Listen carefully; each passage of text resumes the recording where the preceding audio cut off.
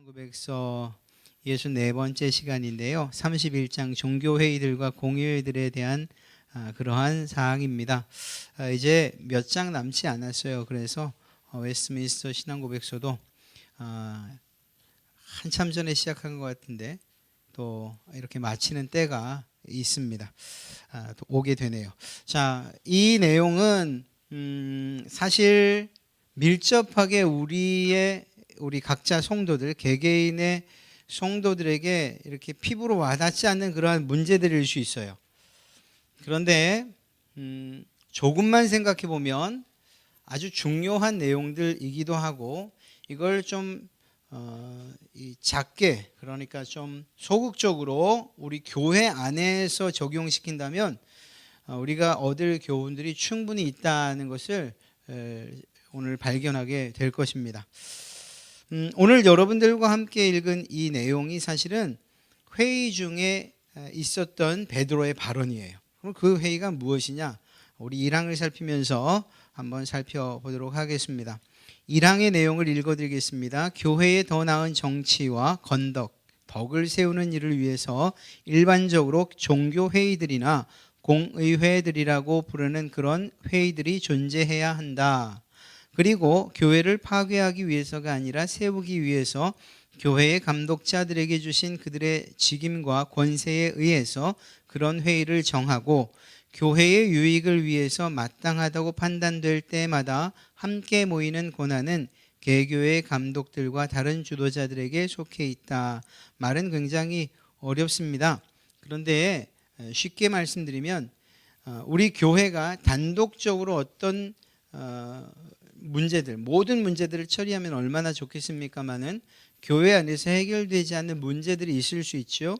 그러면 이러한 개교회에서 일어나는 이러한 문제들을 교회의 연합체, 그리고 또 그보다 좀 더 큰 연합체라고 하는, 지금 여기는 종교회의들, 공회회들이라고 했는데 저희 장로교회에서 굳이 이것을 대치시킨다면 노회 그리고 총회 이렇게 이야기할 수 있고, 그것들의 존재 이유를 이야기하고 있는 것입니다.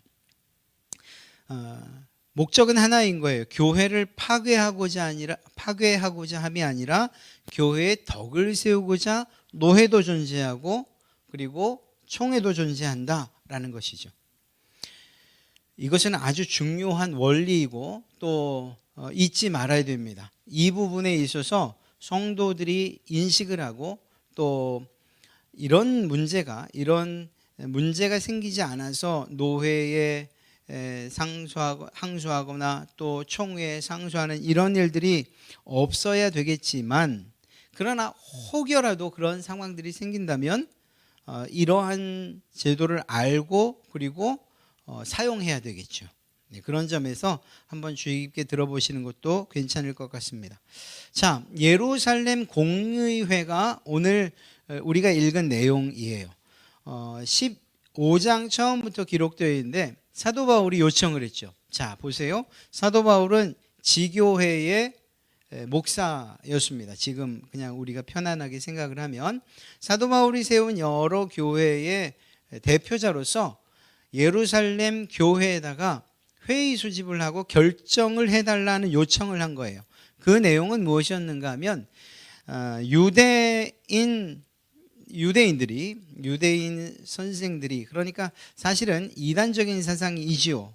사도 바울의 가르침과 대치되는 것이니까 어떤 문제가 있었는가 하면 예수 그리스도를 믿는 것만으로 구원은 받을 수 있다. 그러나 더 완전한 구원을 위해서는 율법을 지켜야 된다고 하는 유대인들의 가르침이 교회에 침투했던 겁니다. 그리고 그것으로 끝난 것이 아니라 믿음으로 구원받는다고 가르친 사도 바울을 대적하기까지 했어요. 그 사람의 복음은 잘못된 거다. 우리가 말하는, 즉 믿음과 더불어서 행위가 함께 율법을 지키는 일이 있을 때 완전한 구원에 이르게 된다. 그러니까 사도 바울은 반쪽짜리 복음을 전하고 있는 거다. 이런 문제들이 생기기 시작했습니다. 사도 바울이 그 문제를 그냥 넘어갈 수는 없지요. 왜냐하면 성도들의 영혼의 영혼 그리고 또 구원에 관계된 문제이기 때문에 그냥 넘어갈 수는 없었어요.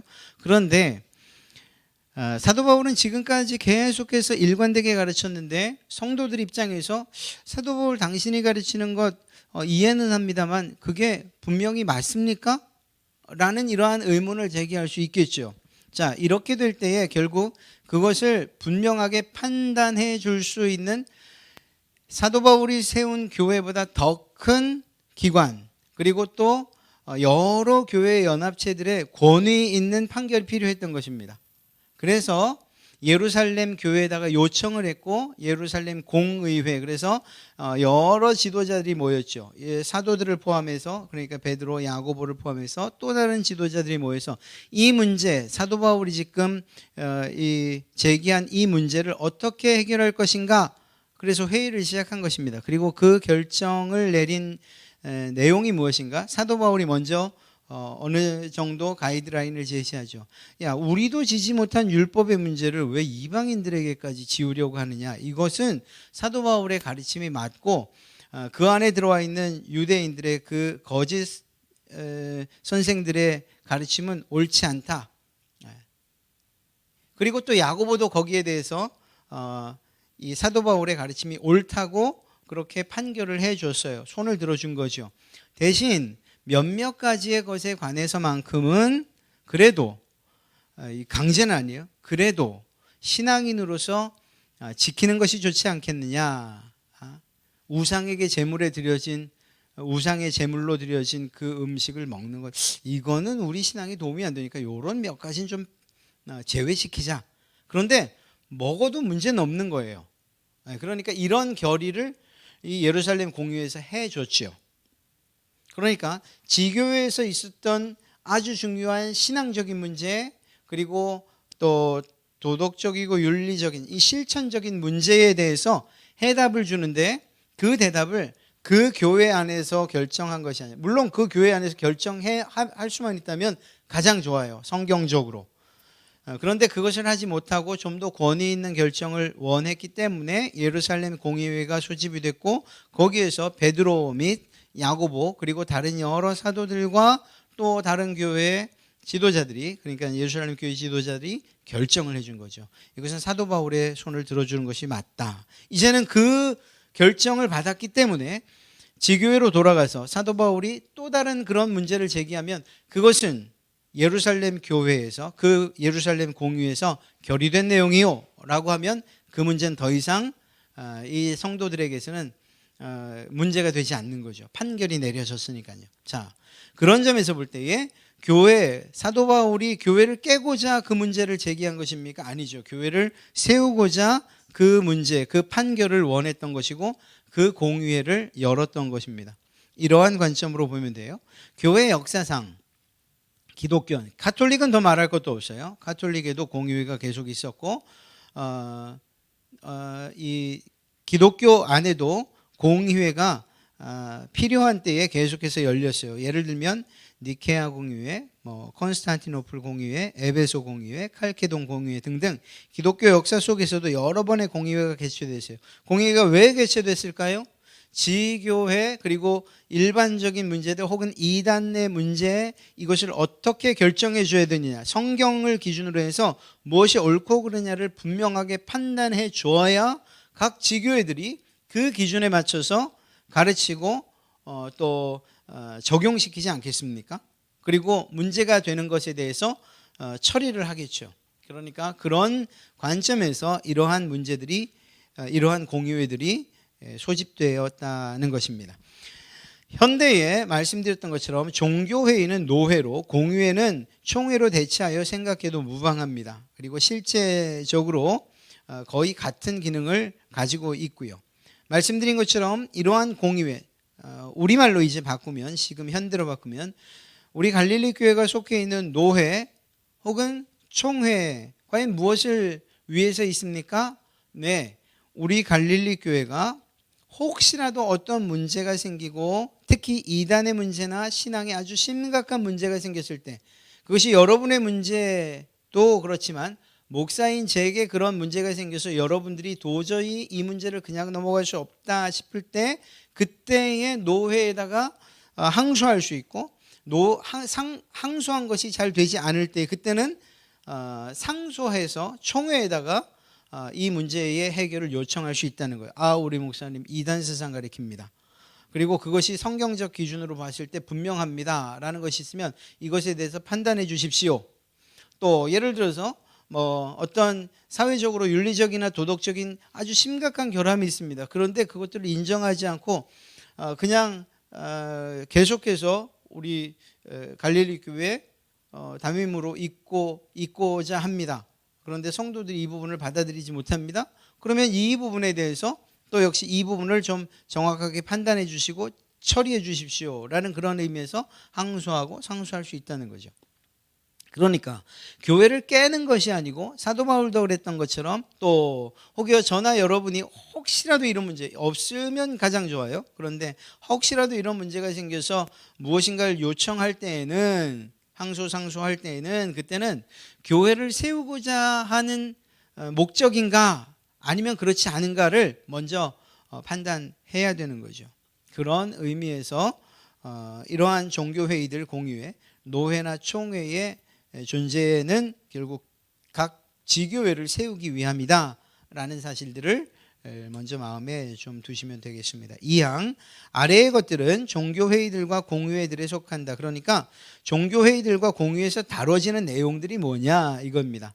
그러니까 노회나 총회에서 다뤄지는 내용 이거죠. 즉 신앙에 대한 논쟁과 양심의 문제들을 목회적 차원에서 결정하는 것, 하나님께 드리는 공적 예배와 그 교회의 정치를 더욱 질서 있게 하기 위한 규칙들과 지침들을 정하는 것, 또 실정이나 실책이 있는 경우 불평과 고소를 접수하는 것, 그리고 그와 같은 것을 권위 있게 결정하는 권한을 누가요? 종교회의와 공유회가 가지고 있다는 거죠. 우리말로 하면 노회나 총회에 그 권한이 있다는 겁니다. 이 같은 결정들이 만일 하나님의 말씀에 일치한다면 그러면 더 말할 나위 없지요. 하나님의 말씀에 비추어 봐서 이단 세상을 가르친다? 이건 더 말할 나위가 없는 거예요. 그런데 그렇지 않다 하더라도 혹시 말씀에서 그 근거를 찾지 못한다 하더라도 사실 그런 경우는 거의 없습니다만 그것 때문만이 아니라 말씀으로 그 회의에 부여된 권세가 있다는 거죠. 그러니까 그 노회와 총회가 존립할 때에 그 존립의 기준이 무엇이냐 그리고 무엇을 기반으로 하나님의 말씀을 기반으로 세워진 공의회와 종교회의였다라는 이 점만으로도 그래서 하나님의 규례가 되었기 때문에 그 판결과 결정들을 존경하고 복종하는 것 이것이 맞다는 것입니다. 그러니까 그런 것들에 굴복하지 못하면 그러니까 동의하지 못하면 결국 어떻게 되죠? 그러면 안 됨에도 불구하고 우리 목사들의 윤리강령에 있어요. 목사들도 아니 노회의 결정이 마음에 안 든다고 사회법으로 가지고 나가서 세상 법정으로 끌고 가지 말아라. 이게 윤리강령 안에 들어가 있어요. 왜냐하면 성경적이 아니기 때문인 것이죠. 그런데 요즘 혹은 또 그럴 수밖에 없는 상황들이 벌어지기도 합니다만 세상 법정으로 교회의 문제를 가지고 가는 일들이 사실은 왕왕 있지요. 그런 것들은 사실은 옳지 않다는 거예요. 왜? 하나님의 말씀을 기반으로 세워진 그러한 종교회의와 공의회이기 때문에 그 안에 부여된 권세가 있다라는 것입니다.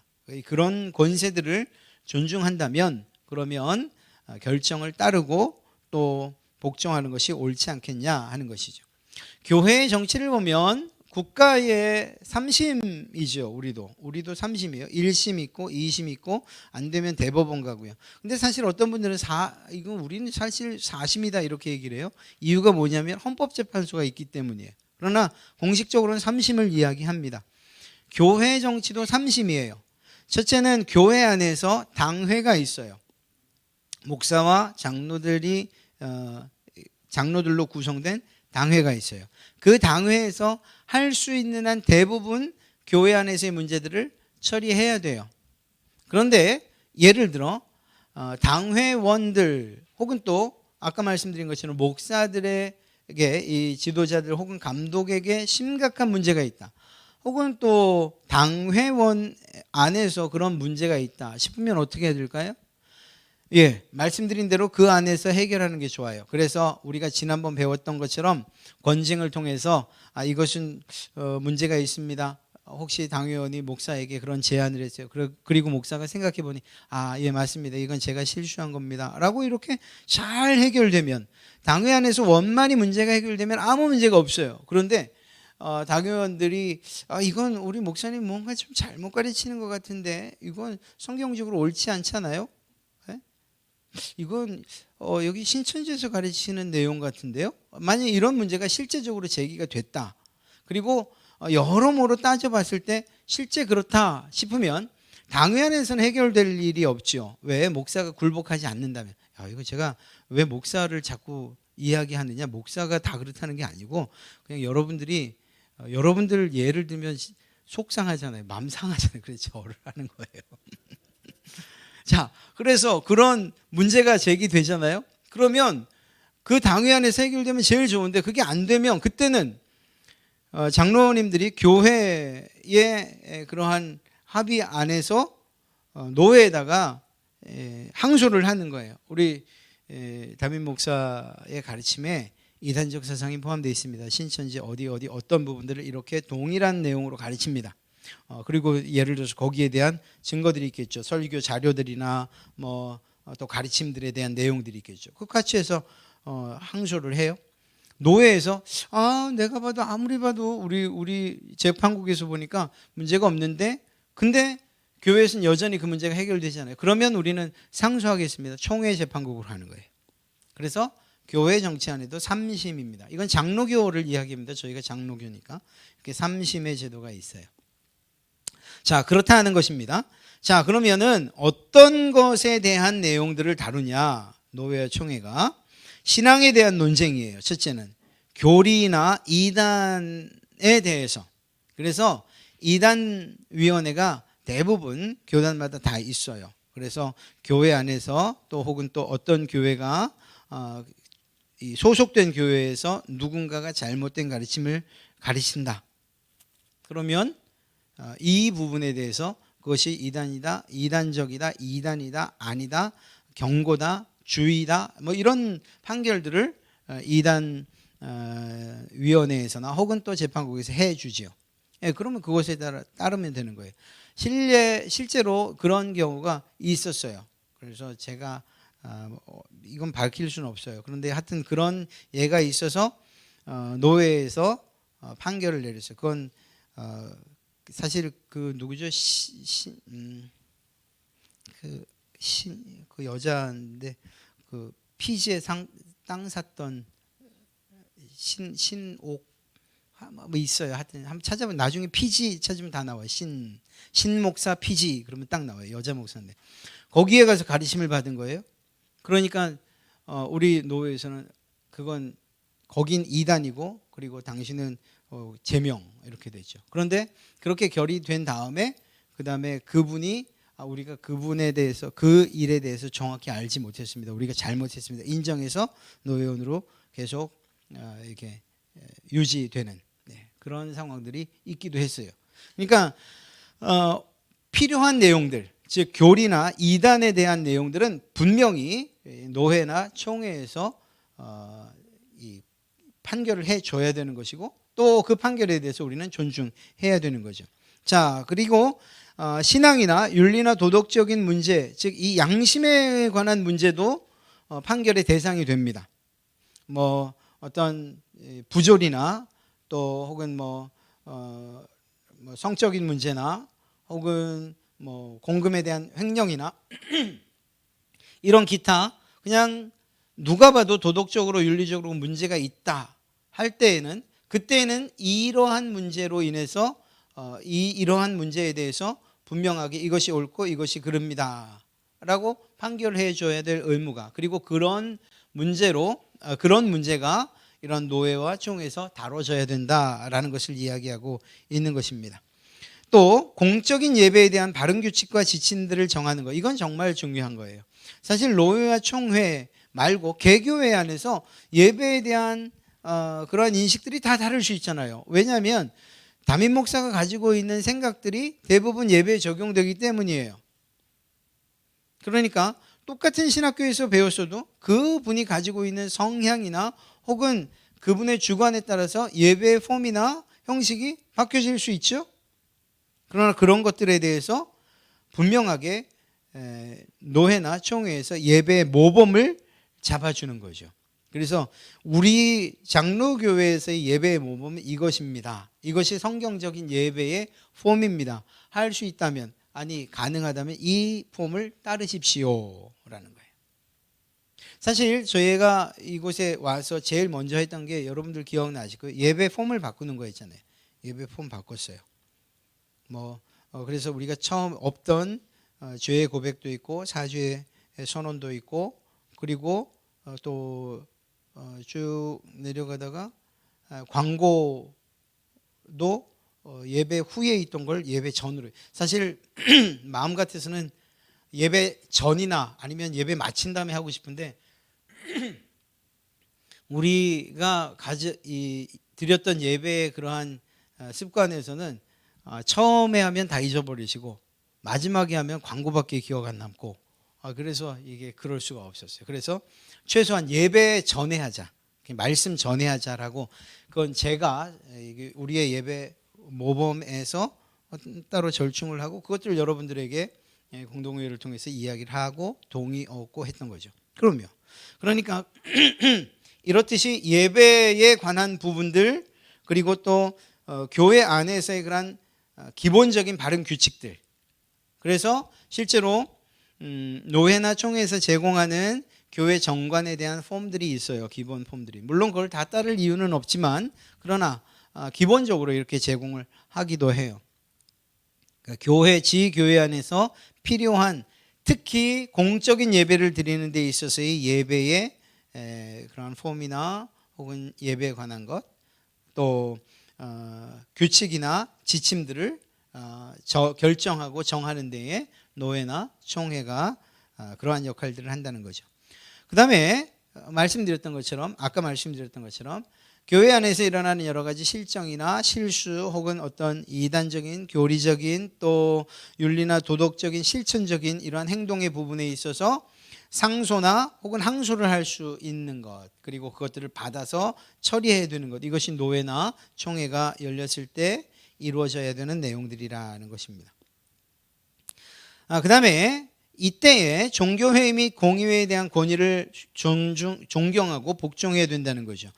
아까 말씀드렸던 거예요. 그러나 그 기준은 해당 임원들이나 혹은 그 임원들의 협의체나 이런 것들이 아니고 반드시 성경이 기준되어야 된다는 것이죠. 노 회장님 혹은 총회장님, 이번에는 이건 그냥 우리가 이렇게 처리하는 게 좋겠습니다. 이 분위기 봐서, 이런 게 아닌 거예요. 어떤 일들을 결정할 때는 그것이 무엇이든지 간에 성경을 기준으로, 하나님의 말씀을 기준으로 그것들이 결정되어져야 된다는 거죠. 자, 사망입니다. 사도시대 이후로 모든 종교회의들이나 공의회들은 일반 회의든 특별회의든 실수할 수 있어요. 많은 회의가 오류를 범했어요. 실제로. 왜일까요? 사람들이 모였으니까 그럴 수밖에 없어요. 이건요. 교회 안에도 구원받을 만한 사람들만 오는 건 아니잖아요. 저 사람 안 왔으면 좋겠는데, 이런 분들도 당연히 오셔야 되는 거죠. 왜? 그분에게도 구원은 필요한 것이니까. 교회 회의도 마찬가지예요. 필요하고 또 그 당시에 이것이 옳다서 결정했는데 실제로 그것이 오류일 수 있다니까요. 사람들의 모임이기 때문에. 그러므로 그 회의들을 신앙이나 실천의 규칙, 규범, 절대 변하지 않는 그러한 반드시 지켜야 할 것으로 그렇게 여겨서는 안 돼요. 오히려 그것은 도움을 받는 정도로 사용하는 것이 옳다는 것입니다. 그렇다고 해서 이런 오류가 있을 수 있다는 것이, 이건 제가 이 항목을 공부하면서 이거 꼭 얘기하고 싶은 부분이 이건데, 그렇다고 이 오류가 있을 수 있다는 이것이 노회나 총회 안에서 고의적으로 결정하는 잘못된 결정들에 대해서 정당성을 부여하는 건 아니에요. 무슨 얘기인가 하면, 정말 하나님의 말씀 심사숙고해서 총회원, 노회원들이 이게 옳습니다라고 결정할 수 있어요. 그런데 그게 오류일 수는 있다고요. 순서가. 그런데 아주 작당을 하고 이건 우리가 이렇게 결정해야 돼. 그래야 돼. 그래야지 이번에 총회장이 한 번 더 하고 두 번 더 하고 세 번 더 하고 이러지. 이거 만약에 이거 이대로 지금처럼 하면 안 돼. 그래서 법을 바꿨다? 이건 이미 오류라는 걸 알고 저지른 거잖아요. 그런 것들은 안 된다는 거예요. 그러니까 이러한 오류 그리고 나서 나중에 아유 그게 사람이다 그럴 수도 있지 이렇게 말할 수는 없다는 거예요. 예를 들어서 교회 안에서도 제가 저 나름의 어떤 욕심 때문에 이거 안 되겠어. 정리를 좀 늘려볼까? 라는 생각을 가지고 그냥 강하게 밀어붙였어요. 그리고 나중에 그 사람이 결정할 때 그럴 수도 있죠. 저도 사람인데요. 제가 이렇게 발뺌할 수는 없다는 거예요. 의도를 가지고 결정한 다음에 그것이 옳지 않다는 것을 알면서도 결정한 다음에 나중에 면피용으로 그러니까 사람이 실수할 수도 있지요. 목사라고 뭐 신이에요? 이런 식으로 대답해서는 안 된다는 거예요. 무슨 말인지 아시겠어요? 오류는 있을 수 있다니까요. 자, 그러면 실제적으로 우리 루터가 이런 이야기를 했어요. 여러 공의회와 교학이 선언한 결정들과 자신이 일치하지 않는 것으로 판명되자, 즉 믿음으로 구원받습니다 라고 하는 이 부분이요. 그때 루터가 그 공의회 앞에서 뭐라고 말하는가? 제 양심은 하나님의 말씀에 사로잡혀 있습니다. 만약 여러분들이 제가 틀렸다는 것을 성경으로 보여줄 수 없다면 저는 철회할 수 없습니다. 내 뜻을. 무엇이 잘못됐다는 겁니까? 공의회가 잘못되는 거예요. 로마 교황과 그리고 또 공의회가 잘못됐다는 것이죠. 나는 성경을 기준으로 했을 때 내가 옳습니다. 그리고 만약에 여러분들이 내가 성경적이지 않다는 것, 성경에서 위배된 내용을 지금 주장하고 있다면 그걸 밝히십시오. 만약 못 밝히면 저는 이 내용을 철회할 수 없습니다. 무엇을 말하는 것입니까? 이 루터가 분명히 잘했습니다. 그것을 더 강조하려는 것이 아니고 공의회, 로마 교황을 필두로 한 그들이 개최한 공의회가 잘못될 수 있다는 걸 말씀드리는 거예요. 실제로 로마 카톨릭에서 결정한 내용들 우리가 지난번 살펴봤던 그 트렌트 공의회 또 갑자기 생각이 안 나네. 하여튼 그 사람들의 공의회 결정들이 어땠어요? 마리아 숭배 그리고 또 우리가 봤던 성찬에 대한 잘못된 그들의 교리들 다 공의회에서 결정난 거예요. 그런데 우리는 그것을 성경의 기준으로 비춰볼 때 이건 옳지 않은데 라고 늘 우리가 이야기할 수 있는 것들이잖아요. 그분들은 인정하지 않지만 말이에요. 그러니까 성경을 기준으로 해서 이건 오류일 수 있어요.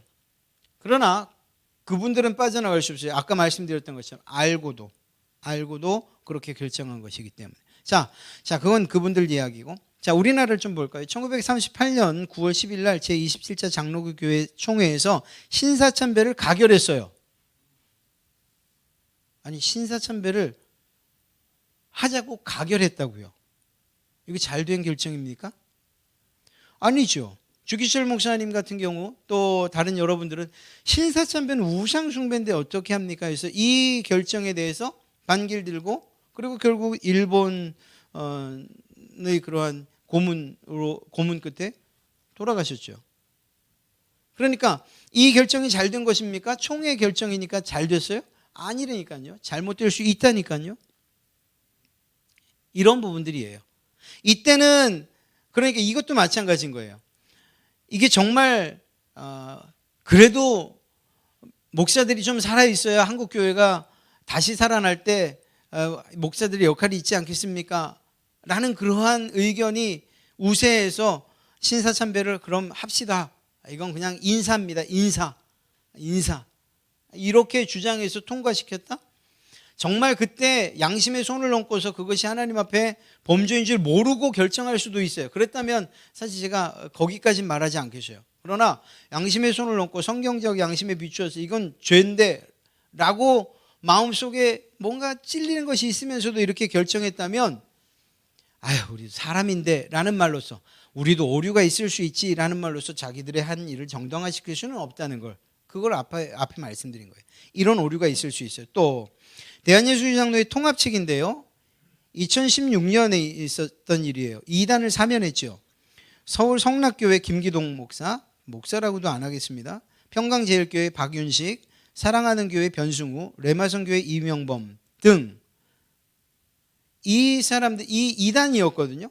이단을 이 총회에서 그러니까 사면했어요. 이제 이 사람들은, 이 교회는 이단이 아닙니다. 그런데 총회원들하고 또 반발을 했어요. 그래서 단 10일 만에 사면 취소를 했어요. 아니, 총회에서 하는 일들이 그럴 수 있어요? 있다니까요. 그런 오류들이 있을 수 있다는 걸 말씀드리는 거예요. 참 부끄러운 저희 교단 얘기인데요. 2019년 재작년이죠. 제41차 총회에서 목사 정년을 75세로 연장했어요. 보통 일반적으로 우리가 그냥 생각을 하면 사회의 사회 통념이라는 게 있잖아요. 사회가, 그러니까 일반 회사원들이나 혹은 사회에서 기준 잡는 정년이 있잖아요. 그러면 목사가 특별한 사람이 아니라고 한다면 그러면 그 기준에 맞추는 게 맞지 않냐? 근데 이게 점점 올렸단 말이에요. 70세 했다가 75세 했다가, 그러면서도 개척한 경우는 뭐 상관없기도 하고 막 이렇게. 이건 잘못된 문제라고 할 수는 없어요. 뭐 그렇게 열심히 연세가 들어도 끝까지 주의 일을 하시겠다고 하니까 그걸 제가 무슨 수로 말리겠어요. 그래서 사회 통념상 이건 욕심스러워 보일 뿐이에요. 이걸 만약에 오류라고 생각한다면 그럴 수 있다는 거예요. 왜? 사람이니까. 그런데 이거 내가 이 75까지 하는 게 맞아? 라는 그러한 신앙적 양심이 찔리는데도 그래도 나이 들어서 뭐 하겠어, 이거라도 해야지 라는 마음으로 했다면 이거는 분명하게 책임져야 될 문제라는 거죠. 자, 또 7년간 부총회장 선거 없이 지명, 이건 그때 이런 일이 좀 있었어요. 부총회장이 문제가 생겨가지고 이 총회가 막 위험한 이런 일이 있었어요. 그랬더니 부총회장 이제는 안 돼, 그냥 지명. 네. 이게 얼마나 독재예요, 독재. 이거 녹화되는데. 저희 같이 작은 교회는 총회에서 뭐 검열 안 하겠죠? 이건 누가 봐도 사실은 정당한 게 아니에요. 정당하게 총회에서 결정했지만 정당하다? 오류가 없어. 이건 이렇게 하지 않으면 안 돼 라고 말할 문제가 아니라니까요. 그럼에도 불구하고 이런 일들이 있어요. 안타깝게도 어떤 목사들 혹은 어떤 이 고난을 가진 사람들의 욕심이나 탐욕이 여기 아주 깊이 박혀 있는 거죠. 너무 안타까운 일이에요. 사실 노회에 제가 여러분들 문제가 생기면, 제게 문제가 생기면 노회에 항소하세요. 총회에 상소하세요. 이렇게 말하지만 안타깝게도, 정말 안타깝게도 그래서는 안 되는데 가제가 개편인 경우가 참 많아요. 가제가 되고 싶지 않은데. 그러니까 여러분, 우리 사이에는, 우리 갈릴리 교회에서는 그런 문제가 생기지 않도록 그냥 우리 교회 안에서 정말 올바른 성경적 기준에 따라서 그런 문제 자체가 생기지 말고, 혹시 생겨도 우리 안에서 정말 잘 협의해서 그 위에까지 가지 맙시다. 정말 지저분한 꼴 많이 봐요. 그러지 맙시다. 실제로 그런 일들이 제가 들어온 다음에도 하여튼 그 안에서도 여러 건 있어요. 여러 건 보면은 이거밖에 안 나와요. 이거밖에.